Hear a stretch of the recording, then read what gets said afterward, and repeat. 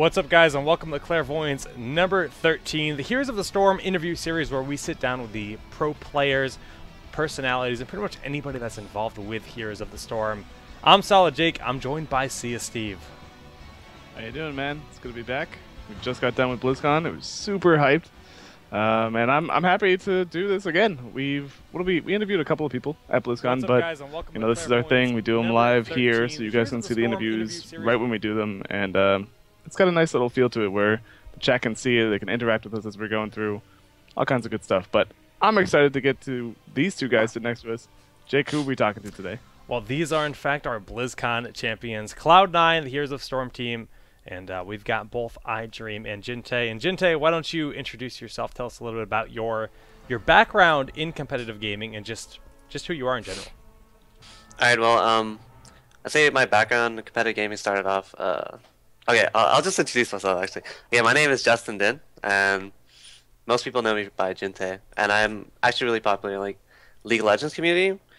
I don't have that much exposure in the Heroes community yet, but yeah, most people know me by my competitive background in League of Legends, and I played in LCS for one split with the team GGU, and then they became Team Coast, and they played for LCS for like about a year or so before they got knocked out. So that's pretty much my competitive experience. And I played a lot of MOBA games, like I played Dota 2, but I didn't get that competitive in there. So I don't know. I just have like a big how to say, okay. I just had a lot of experience in MOBAs, so yeah. Cool, yeah. Cool. iDream, how about yourself? My name is Kun Feng. I'm known by iDream in-game, and I've been playing MOBA games for, I want to say, like 9 or 10 years now. I started off with Dota, and I moved to Han during its beta. I started playing League competitively around the start of Season 1, and I was also on a team with Jintae back in the day, so that's how I got to know him. Yeah, I was never in LCS, but I was on a couple challenger teams here and there. Cool. So, obviously, both of you have your competitive backgrounds. How did you end up in Heroes? Is this something that you guys just fell in love with, or was it just kind of like a, hey, this is happening now, we're here? What was the deal with you guys getting into Heroes? Okay, well, so I was just playing League, and then C9's analyst for the League team, he came up to me and he asked me, he was like, hey, would you be interested in playing in the Heroes team and possibly a show match at BlizzCon? And I was like, oh, cool, okay. I'll try out the game and see if I like it. And I actually enjoyed the game a lot. And then that's when we had like a couple other members that were interested in playing, but then 2 of them ended up not joining. And then that's when I picked up iDream. And then I picked up Bobby Hank Hill. And then eventually we picked up Zuno later when we found out like someone else wasn't committed. And that's pretty much just how our team formed. Like the analysts got some players together, and I just talked to people and got them together too. And we were just looking for people like that were good mechanically in MOBA games. So, and here we are. That's pretty cool. Cool. iDream, what got you interested in Heroes yourself? I mean, were you already playing it before you got contacted by Jintae? No, well, Jintae contacted me, and I was like, but I've never played the game. I don't have a key. And then he told me you don't need a key. So. Basically, I started playing after I played the game. Yeah. No, don't so worry. We got you. Yeah. Or access, whatever. Yeah. Very cool. Very cool. So you guys, I mean, how long ago was that? Like, when did you guys initially get this, like, you know, potential opportunity? I'd say around like end of August, right? Early September or something like that. Yeah, around there. Wow. So I think that's yeah. So pretty new. I think Team Liquid was around that time too. So interesting to see. And now you guys didn't really make a splash, we'll call it, in the community before BlizzCon. Like you just weren't out there. You competed in one event that I know of, which was mine. And then like you just sort of showed up to BlizzCon and, you know, did your thing. Was your involvement in the community lacking a little bit because of what you were talking about earlier and how the roster wasn't like super stable and you just didn't want to come out and show that yet? Or was there just, you just didn't have the time to do it, something like that? It was basically roster issues. It was hard for us to get together and play enough. So we ended up not signing up for a lot of the tournaments, basically. Yeah. Fair enough. Makes sense, yeah. Well, I mean, obviously, we saw you guys played pretty darn well at BlizzCon. Based on results, you guys actually did take the event. not losing a single game. That sounds right. Yeah, you guys swept it. You guys actually swept the event. So what was, coming into a new game? Obviously, you guys have a pretty rigorous, MOBA history. You guys have a lot of experience playing different games, so you guys understand the composure and the general mechanics of things, and that wasn't going to be an issue. But this game has multiple maps. This game has a very different playstyle. It's got objectives. It's very different from the traditional MOBA. How was, coming into it from the start? Like, what did you do to prepare for that? Initially, we just played a lot first because we never had a stable roster. So it was just a lot of playing alone and figuring out the game by ourselves. All right. Yeah. I'll rephrase it a little bit. So what do you think the biggest differences are? Obviously, maps is a huge difference, but in terms of League to Heroes, like what's like the biggest thing that you see where you're like, okay, like we need to pay attention to this specifically, and how did that affect the way that you guys came into the game? I think it's more like it's less focused individually, but as a team as a whole, and how they handle getting objectives and team fighting. Like every map has their own type of objective, so it's like way different than League, where League is just like, okay, you just have two objectives like Baron and Dragon and buffs and stuff, and then it's always there. But then here's the start, you have to learn every single map, and then you have to practice your team constantly, and then just like figure out how you guys are gonna do things. Like once it hits a certain point, like lane phase just ends. Yep. Maybe after like 2 minutes, and then that's when we all just group up and try to go for that objective we have to go for, and then yeah, so we have to like learn how to play it like that. I don't know. It's more team focused. This game is definitely more team focused, and a lot of strategy, and like it's all about rotations, how you rotate as a team, and like what objectives you're going for. So is that something that you like? I mean, obviously you said you've had a huge League background, and I mean, we see League, we have lane phase, right? It goes on for 10, 15 minutes sometimes. Yeah. Is this something you like? Like, does it feel better to have this constant aggression or constant just action going on, or are you neutral on the subject? Do you not like it? Like, what's both of your stances on that? I prefer not having the laning phase the first 15 minutes. It ends up being really boring to watch too for spectator wise, and also later in the game there's only like 2 objectives on League. It's like Dragon, Baron, and Towers, I guess you want to count those. And in HOTS there's so many objectives all around the map 24/7. Yeah, I agree with iDream, and also like just because of this, like they can constantly come out new maps, and then it's like it gives the gameplay a little refreshing feel when they come out new maps and like all these new objectives that you have to like learn, and it just keeps the game like updating, and then also you get like new heroes too, which is cool. Yeah, it's very nice. Out of all the maps we have right now, which map would you say is your favorite to play on competitively? I'd say Dragon Shire. We feel like that's the most balanced map actually, because you can never capture the dragon unless every lane's winning, but also like, you could have like one lane winning, the other lane losing, and then no one can capture dragon. I feel like that map's more balanced than Tribute map. Like at first we thought the Tribute map was the most balanced, but we figured out that like that map is kind of RNG-ish. Yep. Because Tribute like spawns randomly. So one side could have the Tribute spawn there constantly, and it's like, okay, they just get the Tribute. So I think Dragonshire is the most balanced map. We prefer that one. Yeah, I'd agree with that. But the thing about Dragonshire is that it promotes like a kind of like splitting your team up. And if you have good teamwork, you should be able to split your team up properly and control the shrines and the midpoint at the same time. So it plays a little differently than the other maps, which kind of promote grouping. Do you think that's a good thing or a bad thing? I mean, should every map have the same kind of playstyle? No, I don't think so. I think it's a good thing that some maps promote different kind of playstyles. Yeah, I think it's good. And on the flip side, least favorite. Least favorite, I would say, is the pirate map, whatever it's called. Yeah, we like whatever Everybody it's hates called. Blackguard's Bay. Like Everyone hates Bay. it now. Yeah, Yeah. it's weird because mine's used to be the hated one, but Yeah. as Well, it's gone as the through so meta many has reworks. evolved, as the meta has evolved, Blackhearts has gotten a lot more hate. Yeah. I actually like mine's a lot more now.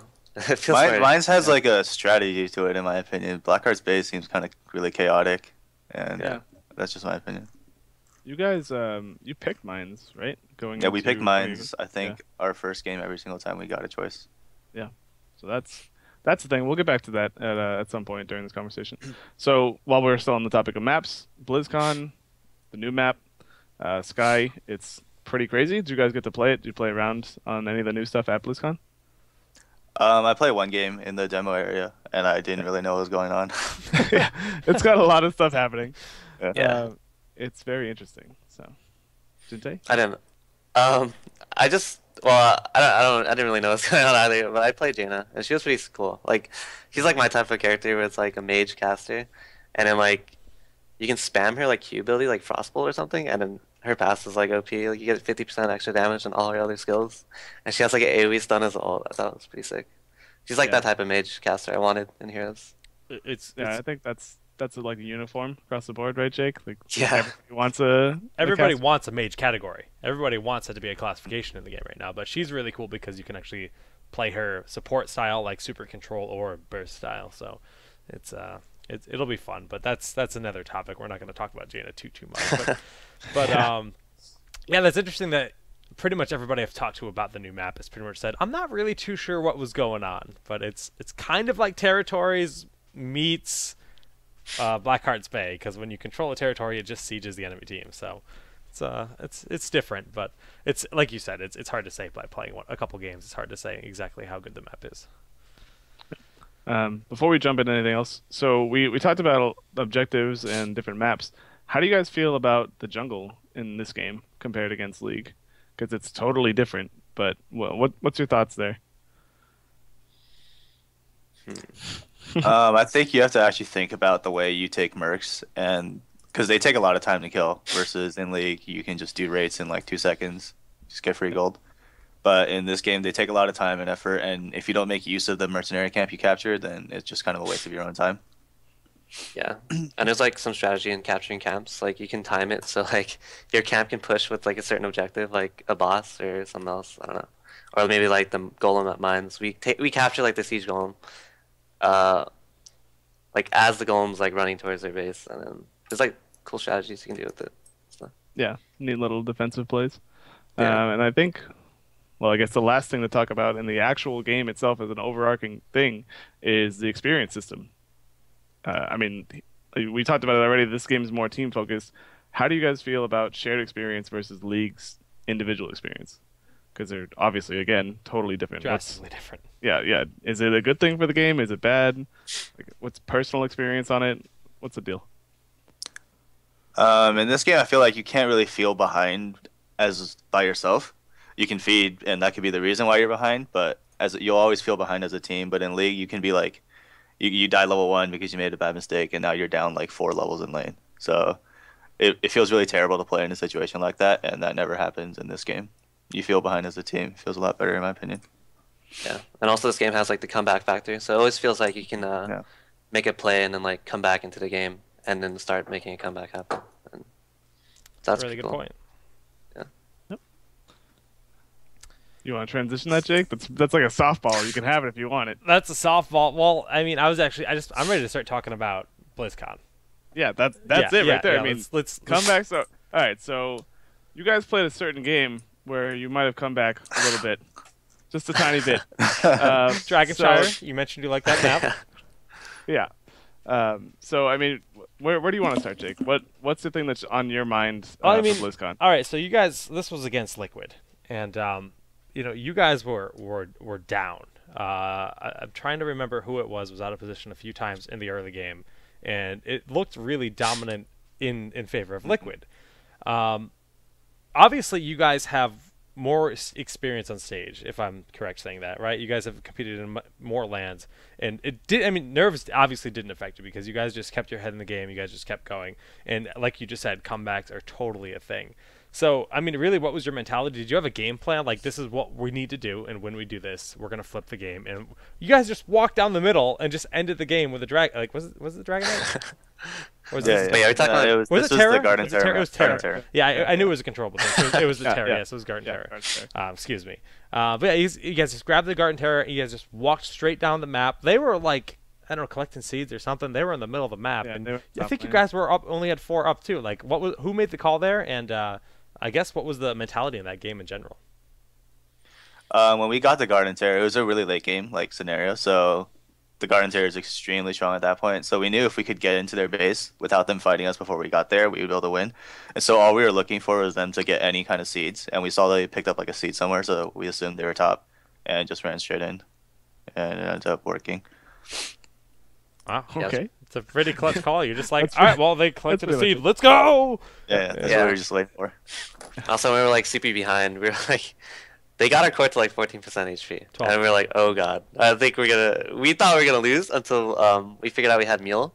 And like, okay, all we did was the bottom part of our wall in our base was open, so we just camped around there and waited to see if we could catch them in case they were gonna like rush our base. But then we just stalled it out until the mule healed up our core, So- and we just did that push mid. Do you think that after they had 4 Resurgence, and Yeah. they dove on your base, they got it down to 12%. Do you think that they could have just? I mean, why? Do you understand why they didn't go across the map to end the game? I mean, because 12% is pretty easy to suicide and do.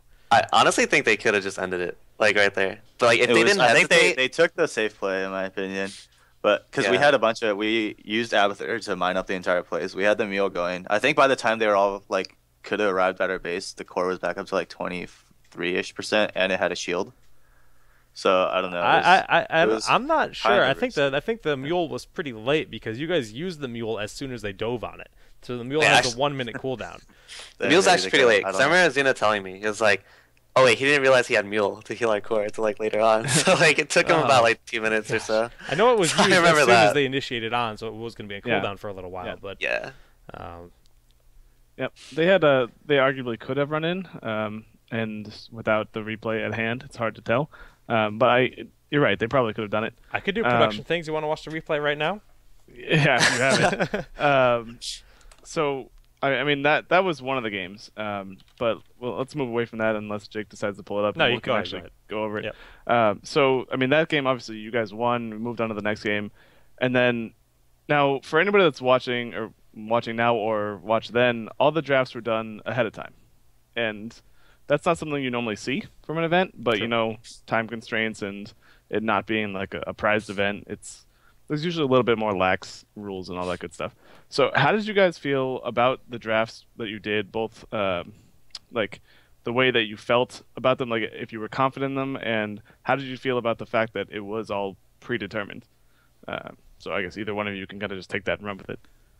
In our opinion, we won every single draft phase. That not to come out cocky or anything, but we felt I think confident Bobby going said into that on everything. stage. I'm He pretty did. sure Well, Bobby that was said against on EG. stage. That was Even the against games that we didn't get to show because of the all wins or whatever, we felt confident in every single draft pick. That's good. And I like backstage, you would do the picks like right next to each other, but like not within hearing distance, but you could see each other for sure. And we would be like laughing or like dancing or something when we knew we won the Oh my draft minutes. goodness. So like that might have put the other team on tilt because I definitely saw the other teams looking at us and being all serious and stuff.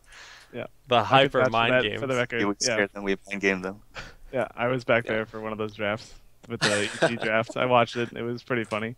So that did happen. And so how do you guys feel about the fact that it was all pre-done? Like I know you guys are used to just being like, okay, game 1 had happened. The game 2 draft play instead of just draft play. Like how did that feel? It didn't feel optimal. Definitely. I don't know. It was- People. I feel like teams would have started banning Abathur versus us during the middle of the series if they could adjust. Yeah, it's hard to tell. Like I don't know, if you do drafts game by game, it's easier to change your strategy and like to know what you're up against and like what you're feeling weak against. But like because you do it all pre-game, like you don't know how you're gonna do against the other team, like what their weaknesses are and stuff. Yeah, so it's Yeah, kind of you're weird. just throwing your hat in the ring. And Yeah. you mentioned bans. Obviously, we didn't see any bans this event. Do you think that was a major issue? Well, okay, so we did see 2 bans this event. We saw global bans on Asmodan and Brack, which is very strange to say the least, but we can talk about that later. How do you feel about there not being bans in tournament that you guys could select? Was it okay? Did it feel very underwhelming? Like what was the deal with that? I felt it was pretty bad actually because the way they had the draft set up was they would have you do a coin flip and whoever won the coin flip could choose first pick or you could choose second pick and then map.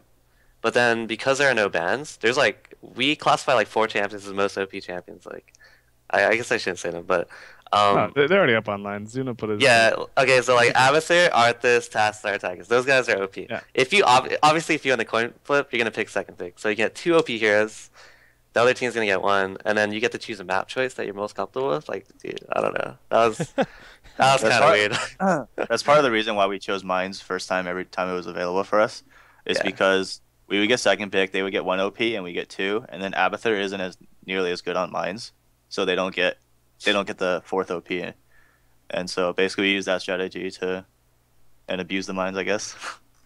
Yeah. That's good. That's pretty. no, That's working pretty it to the smart. max. Yeah. That's the value play. And it worked out well for you guys. I mean, beyond that, the drafting process and the way bans are in the community, like in general, like yeah, we had no bans at BlizzCon. Based on the hero pool now, 1 ban probably sufficient. When do you think we'll see 2 bans, and how many heroes would you suggest we'd have? I'm just going to go out on a limb and say 60, but I have no idea. Just a I think around there thing. too, 50 or 60 or so, and then maybe Yeah. get 2 bans, and eventually maybe 3. Okay. Mhm. How do you guys feel about doing kind of a Dota style draft system, where you have the ban at the beginning, a couple of picks, ban in the middle, and then you finish out the picks? I've actually never watched Dota, so I'm not sure how It's- that is. It's It sounds really fun. interesting. I don't know how that would work, but It's a real quick crash course on it. It's like you ban a hero, I ban a hero, you pick a hero, I pick 2, you pick 1, then I ban a hero, then you ban a hero, then we keep picking. So like you can kind of throw off strategies as they're being built. It's And really it's- crazy yeah. dynamic. it sounds It's- really interesting. Yeah, but crazy it like, layers. Yeah, it'd be it hard to, layers like, stuff. it'd be hard to watch. Like, Yeah, You'd yeah. be surprised. You'd be surprised. It's hard to watch at first. I don't- Once you've seen it a couple of times, it's not as bad. But the first time you see it, you're like, oh my god, what is happening? It puts a lot of work on the casters. It puts a ton of Yeah. work on the analysts to make sure they're really telling the story of what could be happening and the mentalities of the teams. Yeah. But it's definitely another level of complexity. That's really cool. Seems pretty interesting. Yeah, it's EU plays around with it right now in ESL, and we're trying to get some data from them to see how it works and if people actually like it or not. But that's a story for another day. Yeah. Something I actually forgot to, and I'm going to switch gears here a little bit. Something I forgot to ask about when we were doing the kind of overview of Heroes versus League is the talent system, and that's something that's pretty new, I would say. How do you guys feel about talents in the way that you don't have to farm items or anything? Like you just get them. How does that feel when you're playing the game? Is it better, worse, anything like that? it puts a lot of timings, like during the middle of games. Let's say the enemy team hits 10 first. It's a huge deal in comparison to in League, because you're going to be team fighting 24/7. In League, I guess you could just avoid it and just farm up. And also, it's really punishing for misclicks. Cool. Our game 3, No big deal, against Chad. EG, No big deal. Our game 3 against EG. Oh, you noticed that? Yeah, no I think big I deal. You definitely misclicked. And so I think that's partially the reason why our game took so long, because we couldn't kill their carries. Everyone was like 1 HP, and then if Yeah. we just had that extra damage, oh my god. For anybody wondering, Chen had barrel over the extra damage. I was wondering how he could toss the barrel so far. Yeah, I was it's like he was just chucking them, and it was like, oh, this is awkward. Yeah, that was pretty awkward. It was good. It was really funny. So, power levels. What would you say are the strongest points in the game? Is it like the first time you hit your ults? Is it the second upgrade at 20? Is it the power tier at 16, or even before that? What's your personal favorite power spike in the game? In order of power, I would say 10, then 20, then 16. Yeah. Are the Yeah, I'd biggest say it's around there too.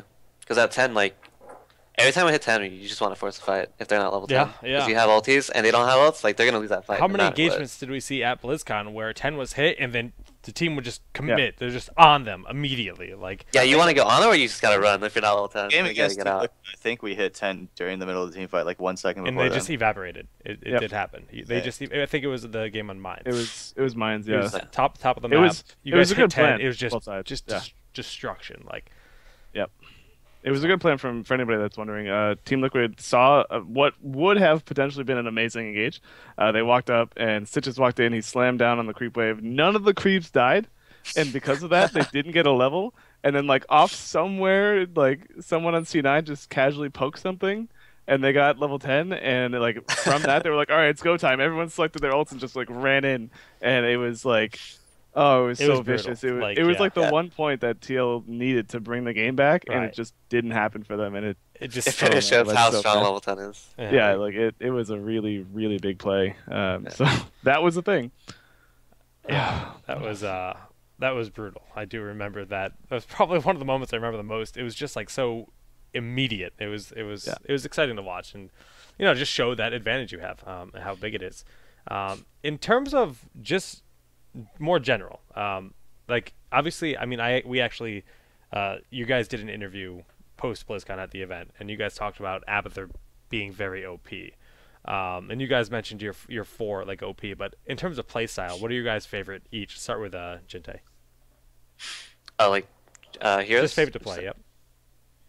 Okay, so I did play a lot of Avatar, so I guess I play a lot of let's see, I play a lot of Avatar, assassin type champions, not so much tanks. I just like that kind of carry feel. Okay. Just the heroes I play, and also like damage dealers, like champions that like kite back and just stay in the back of the line, just do damage. It's pretty nice. iDream. My favorite heroes to play would be like melee assassins like Kerrigan and Zeratul, although it's not my role on the team, but I feel those heroes are really rewarding to play. So and that's what did you try Thrall out at all? no, I only got to play Versit. Didn't get to try it. That's unfortunate because he's pretty good. He's gonna be really good. From He what I seems know, really good. Yeah, he he seems looked really good. broken. Right now he's broken, but the devs have already said that he's getting nerfed, so we'll see what happens when he actually releases. Right. And in terms of what you just said, Mr. Dream, I've heard some rumors that there's roles being switched around on the team. Confirm, deny? As far we're planning to play range carries and having Kemba play support. We'll see how it goes. We're just testing it right now. So yeah. So was that off of the back of anything, or was it just, hey, I feel better doing this, or you just want to try things out? I prefer to play range carry, and I think most of our team agrees I can play range carry like better mechanically. So Bolt to the storm. Yeah, not like this encounter or anything, but yeah, support's like a less mechanically intensive role in my opinion. So, yeah. As a support guy, what's your support tier list? Support tier list? Generically, no situations considered. Uther, then Brightwing, then Malfurion, then Rhaegar, then Malfurion. Okay, I was gonna say, wow. I don't Rhaegar really even- 4th. That would be rare. That's I don't Tassadar even doesn't really consider not the even rest. considered a. Oh, he's not Well, a if you support. want to consider Tassadar, Yeah, No, he's not a Tassadar, not support. a He's not a support support. He's personally. not a support. He's an assassin. He's a mage. Yeah. He's a mage. Yeah, he's a Yeah, mage. it should just be a mage. They need to make that a category. He needs to be a mage. It's like they slapped the thing. shield on him. They're like, he's a support. Well, Like, he here's used to be something different. And a shield. He didn't have Psystorm originally. Well, yeah. Oh, he used to really? have- he used to have Time time warp. warp, which you could It was a slow. tech to buff your team with move speed. So semi-Zillion esque kind of. Okay, I see. But not really. Yeah, I don't know. He was neat. But obviously everyone was like, "Oh, he needs Psystorm." Rawr. So you talked a little bit about supports being less mechanically intensive. So how do you feel that the roles in general match up compared to League? Because I mean, obviously the people that are going to watch this for this interview know you guys from League. Mm-hmm. So what's the matchup like? How does the range AD carry match up with this game? How does support in League match up here? How do tanks match up here? Like what's kind of that crossover for you guys? One of the big differences is tanks, like just because Resurgence exists, so you can just suicide. Yeah, that's definitely true. And also for range carry, you can't 1v5 in this game. Same thing with like mages. You can't really 1v5 people. Yeah, it feels pretty balanced. Like you don't feel like you outscale everybody like a late game. You're still like just carrying. You're just doing a job like ranged damage dealer, but like you can't 1v5. If make you're, that if you're individual. 3 levels up and you're playing Thrall, you can 1v5. I did it. Okay, there you go. I did it. If in you're BlizzCon. 3 levels okay. up, definitely. But I mean, if you guys are even, it's pretty even on both sides. Depends how you guys play team fights as a whole. So in terms of like just playing the heroes though, not even just balance, but just like how they feel in general. Is it like mechanically does support feel about the same as League? I would say League requires higher skill cap for supports, just in my opinion, because of all the skill shots in League. And I feel like most of the supports in this game don't really have skill shots. It's like Uther, you hit sprint, walk in, and click R. Yeah, No, not wrong. Not many not buttons wrong. required That's for true. that. it's definitely not wrong. So is that something that you would like to see? Would you like to see more skill shot oriented stuns and snares, stuff like that, like Yeah, Zyra stuff? Yeah, definitely. Okay. I think it'll come. I think it'll come. It'll definitely come. Yeah, for sure. So one thing you brought up at the start of that was Resurgence, and now it presently has a 2-minute timer. The BlizzCon build had a 3-minute timer. Granted, that's not the build you guys played on competition. That was in the pit. They nerfed it to 3 minutes. And in another interview we did with one of their game designers, they mentioned that's a band-aid fix. We're going to be fixing it. Do you guys think it needs to be fixed? If so, do you have any ideas of what they should do to it? I would say at least 4-minute cooldown, and in my opinion, it's just not very fun to play against. So I don't know if it should even be in the game in the first place. Yeah, it definitely needs to be higher. Like a lot of situations where we like, well, I play tank. I was just like, okay, I can just die, get a 5-second heal, come back team. I come back to the team fight, and I'm just like, okay. Or if you just have to spend like 2 minutes longer, I think it's pretty broken. It should be around 4 minutes. You really don't get punished for dying like at all, because by the time you revive, you shouldn't die within 2 minutes unless you really messed up. So do you think it should put, I mean, I could throw a million ideas out, and I actually probably shouldn't do that because I could talk about this forever, but 2 ideas, and just pick one that you think would be better. One idea, your team loses quarter level every time you use Resurgence. Second idea is Resurgence has a 50% longer recap each time it's used. So if it starts as 4 minutes, next time it's going to be 6 minutes. Wait, before it's ready again, yeah. So I mean, that might be too extreme because that's already like a really long time for a short-paced game, but something to that extent where it has, you know, diminishing returns. I'll get your second idea. I think the first idea, when you lose levels, that's kind of like, that's pretty big actually. So okay. I mean, there has to be a certain point where you can't go down a level, right? Right. Well, yeah. I guess. I mean, like, man, if the you're left at level 20 and you lose level 20, the levels past level 20 aren't that big of a deal either. Like level 26 versus level 25 is not a huge deal if you're down a level. It's only just some small numbers on your health and damage. True. Yeah. Trying to think if there's any other like game-defining talents in Heroes that don't really overlap. Promote, yeah. Promote's really good now. Yeah, it wasn't. It was actually just awful before. Now it's pretty good. It honestly was. Like minions were before you guys like came in. Minions were just bad. Like they were just bad. And if you promoted them, they still died in like 2 hits, so it didn't matter. And then they buffed them like crazy, and now we're seeing. It was around like 200% HP bonus, right? Yeah, it was 200% HP bonus. Yeah, it was 200% HP bonus, but the difference was that minions before the promote change also did more damage to each other.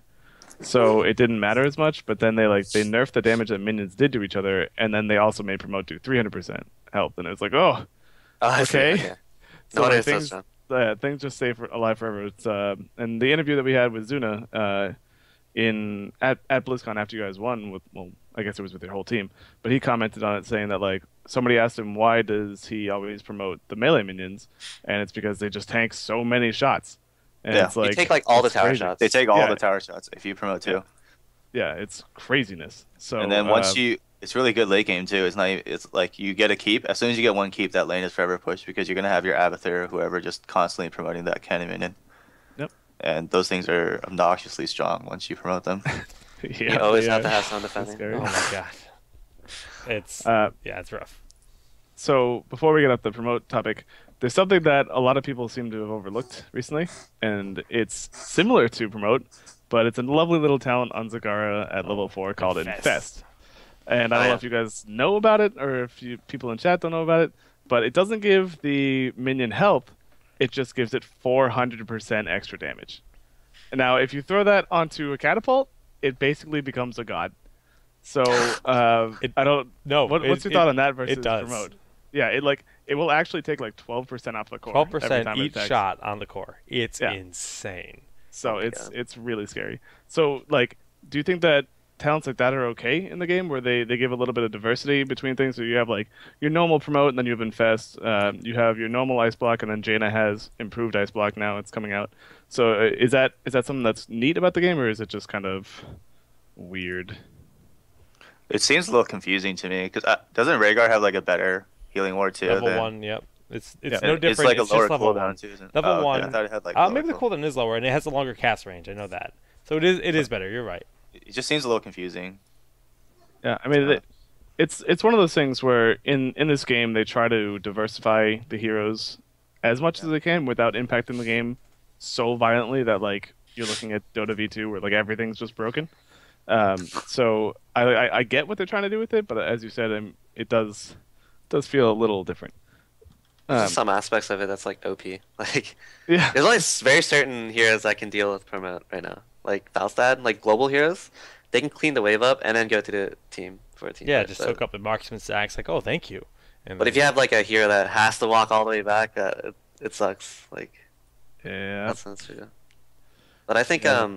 Zagara's and Fest, it's easier to counter that because they don't gain HP. You can just kill them right away. They don't absorb bullets, and you can just kill them right away. Another Yeah, thing that they'll makes just- the promoted Candyman's really strong late game is just because they're really tanky and they take forever to kill. But an infested one is really easy to kill. You can just probably throw a spell at it and it's gone. I think they should just reduce the bonus HP they get, honestly, because the minions do less damage now, like you guys are saying. So if they make it a little easier to kill, then it won't be as broken. back Yeah. to 200%. Yeah, I mean, I agree. back to 200%, please. Yeah, I definitely agree. It'd still be a Uh, good talent too. Like it wouldn't even make it bad. It would just make it bearable. No, it'd be good. Yeah, it'll be bearable. Yeah, it's Because you'll get the lane shoving, but it's not like you'll take 5 years to kill that. It's like Abathur Treat. Locust plus promoted minions plus Abathur, like the hat that Abathur gives is really annoying to deal with. You can't kill the minions. You're taking damage trying to kill them because Abathur's just poking at you. And then you have exploding 3 pairs of Yeah, locusts. and they coming out of the explode lane, too. It's Yeah, just like, it's really obnoxious. God. So while we're on the topic of Abathur, I'm going to change the topic into ultimates. How do you guys feel about Abathur's clone? Is it healthy to the game? Does it provide too much utility sometimes? What's the deal with that? I think it provides an interesting playstyle to Abathur. I just think that you should get punished for dying on the thing. Like, it doesn't give any EXP and you're just back on the map. Sometimes you'd rather die because you want to be dead so that you can pressure the rest of the map again. Yeah. So We also showed that we could just use Avatar. You got Okay, it. okay. Okay. In one of the matches, yeah. So Xeno like Avatar ulted, but he just went. It was like, okay, I'm gonna just go suicide for this keep, and he like suicided for the enemy keep. I think it was versus EG on the Cursed Hollow map, because that game was lasting so long. And then he just took Avatar on Tychus and he suicided himself. And we didn't lose anything out of that, and we got a keep out of it. And Avatar's still alive after his clone died. So I don't know. So maybe something like the same kind of experience you get from a Murky Death, like not a full level experience, but maybe you should get like, something out of it. Yeah. Yeah, I think Abathur you should get something out Abathur of shouldn't it. be able to do anything after, or maybe you should lose some EXP, something like that. Because you can like really never kill Avatar anyway. You should be able to get something out of it. Yeah, yeah. So, I mean, I agree. Jester, our good buddy Forecourt Jester, got to sit down with one of the devs who I always forget his name, and he actually asked him directly if Abathur was getting a second ultimate, and the answer was yes. wow. I didn't yeah, actually so- read this article. We don't know what it is. Nothing has been released about it, but the answer was yes. And if you want, we can theorycraft about it, but we don't have to do that because it's going to Spawn take a lot of 50 time. locusts. Yeah, right. Just Please no. Oh god. literally no. locust And that's swarm. on a which 30 is- second cooldown. Actually, you know what? I'm gonna take that. So that happened. We just talked about that. Now I'm gonna take this straight into how do you guys feel about how many things in this game have summoned units, That's a good and discussion. how does it feel playing in the game? Like, is it just super toxic to the game? Do you feel it's balanced? Could it use a little work? Like, what's your take on so many heroes having summonable things? I think just because of the fact that turrets have ammunition and the ammunition takes a while to reload, heroes like Zagara, Asmodan, Abathur, stuff like that become a lot more powerful than they actually would be without the ammo system. I think this game's trying to promote that playstyle where like you have specialists are like actually kind of like siegers, like Zagara is a sieger, and then like upcoming champions are coming out. So, like Asmodan just came out recently. He's kind of like he's a specialist and he sieges really hard. I think they just want like promote that style of play. We have champions that constantly summon minions and stuff, and just siege constantly. You think it's a healthy thing to just have that diversity in the game? I think it needs some counterplay. Like Abathur Asmodan combo, like just two Asmodan just suiciding. into That's your that's face and annoying. clicking R and getting a keep out of it for free is like no fun to play against. Like it's fine if Asmodan was just by himself, but like just the fact you have two Asmodans is like it's really hard to deal It's with. rough. It's rough. He's a tanky dude and he does a lot It's of just like damage. there's other heroes that just make that playstyle OP. Yeah. Right. Okay. So in regards to that, where we have one style of play, which is Hyper Siege, there's another style of play that's really prominent in League of Legends, but we don't see it too much in Heroes, and that's split pushing. How do you guys feel about split pushing? Is it even remotely viable in Heroes, you think, or do you pretty much always have to travel as a group of 5 or at least a larger group? Because of the objective based, like there's constantly objectives and stuff. It's really hard to get up healthy split pushes, and also there's not too many good split pushers in the game right now. Besides, I would say Abathur. Falstad is like he's not fully global, and Illidan, I guess, but I'd rather have Metamorphosis on Illidan if you want to team fight with him. So, like, Nidus Worm, Zagara within Fast, still not really worth it. You should always go with the Maw, go with the standard Zagara play, you think? Yeah, I think it it depends on the map you're playing on too. Like if you're on a really big map like Crystal, you could split push and then have those Maws like spread out in the lane and you make use out of it. But so do you think that'll actually become? Do you think the meta will ever see with our current map pool? Do you think the meta will ever see split pushing be like a viable thing used at the top level? The thing is, if you split push and you end up, because you're split pushing and you end up losing your team a huge objective like the Dragon Knight or like a Garden Terror, the Garden Terror is going to do a lot more work against your team than your split push ever could have done. Yeah, it's hard to like give up objectives. Like Yeah, I feel like objectives weigh so much. I feel like you do have to group constantly and capture the objectives with your team as a whole because everyone's going for that. Because if you're fighting 4v5, you're always going to lose an objective, and it's like too much of a risk, I think. Because objectives do so much more than like one lane just split pushing, in my opinion. Fair enough. Yeah. All right. I don't have anything left. I think I'm that, tapped. yeah, I think Yeah. that pretty much covers what we want to talk about. I mean, this is usually it's about 45 minutes, and that's actually where we're at with the 45-minute mark. I'll just leave it. I'll leave you guys with one final question. If you guys play other Blizzard games, and there's one hero you could wish to see in Heroes of the Storm, what would that hero be? Overwatch is on the table. If you want to say Overwatch characters, that's okay. Yep, that's on the table now. Oh, is it? Yep. Yep. Oh man. Tracer Nah, I hype. get the- What about? There's okay. I want to see Maiev, honestly. That's what I Maiev was from gonna say. Warcraft. That's what I was gonna say. Wow. Dude, I play a lot Blade of Master, Warcraft. Blade Master, and Maiev from Warcraft. Yeah. Blade Master's definitely on his way. We saw Yeah, Blade I Master's just- model. Yeah, we yeah. saw his model unpainted, so it's very early on. It was It's on the grayscale. way. And Maiev, we're gonna It's get a her. skin for We're gonna- Tyrande right now, but it's coming. I'm just really interested in how they're gonna like how her playstyle's gonna be. Because Illidan, I thought was gonna be like her type of kit, because Illidan just like dashes around and stuff. But I don't know. It's pretty cool. Yeah. How Blizzard's gonna I diversify. imagine she'll have like a blink strike, kind of like SA/PA style play from Dota. But it'll be definitely interesting to see how they play it.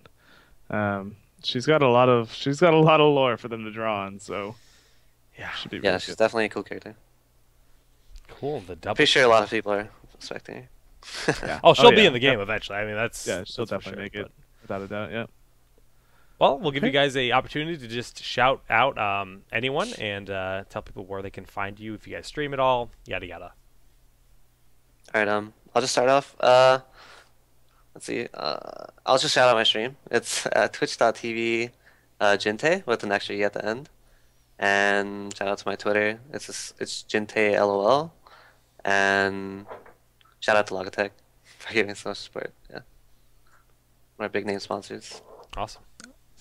You can find my stream at twitch.tv/iDreamGG, and my Twitter is C9 iDream. And yeah, just shout outs to Cloud9, shout outs to Logitech, and shout outs to everyone that's supporting us watching the games. Thank you. Matthew. Well, shout outs to Zuna, Kenma, and Bobby. Rip. So, I mean, obviously, thank you guys for coming on. Yeah. It's awesome to talk to you. Hopefully, we'll get to see you guys again. Shout outs to everyone that came out to the Heroes everything that happened this weekend. Like, that was awesome. We had the meetup, and so many people came. I think the head count was like 200 people. I couldn't believe how many people were there, man. Yeah, like That is a lot of Mike people. Morheim showed up. Like, what? That happened. Like, shout outs to all of the CMs that helped us so much. doing everything. Like shout outs to Brandon and Siobhan specifically because they helped us get our press badges for BlizzCon, and that was like huge. Oh my goodness! So we owe them really cool for that. a billion beers. Like yeah, it was awesome. And I'm going to be hosting the Kings of the Storm Invitational this weekend. So if you guys are watching, these guys aren't in it because they only played one qualifier. So rip. Step it up. Yeah, so I hope to see them play in more events soon coming up. But it is going to be every single game. Literally every single game is really, really good. They're all expected to be very good games, and trying to get as many games as I can casted. That's this Saturday starting 3 p.m. Eastern. And shout outs to ESL as well. Actually, we'll be casting on this channel for that, so definitely follow it for Jake. Yep. He'll tell you more about it in a second. ESL running Sunday tournaments now as well. I'm running those. Those are just free to enter, no prize, just do your thing. I think that means that we might see some Illidan player that some people know in there. We'll see. And that's it. So thank you, everyone. At CSTeve. I'm there. Tweet at me. Follow me on Reddit. Have a good one. Follow me on Reddit. Can you do that? You can do that. Yeah, you can friend people on Reddit. I didn't even know that. It's weird. Yeah. Reddit enhancement suite, son. Like Matt just said, we will be casting Kings of the Storm on this channel here. It'll be cast on a few channels, but this is the primary stream. Am I correct there? So yeah. the finals will be here, and all that jazz. Finals will be on this channel here. Mega Black Mage and I, or excuse me, oh, his name's not a Mega Black Mage anymore. Kubi and I will be the Kubi and I will be casting. We'll be casting here. We have our like live studio set up with fancy studio lighting and cameras and headsets and fancy things. It's gonna be a fun production. It's gonna be a good show.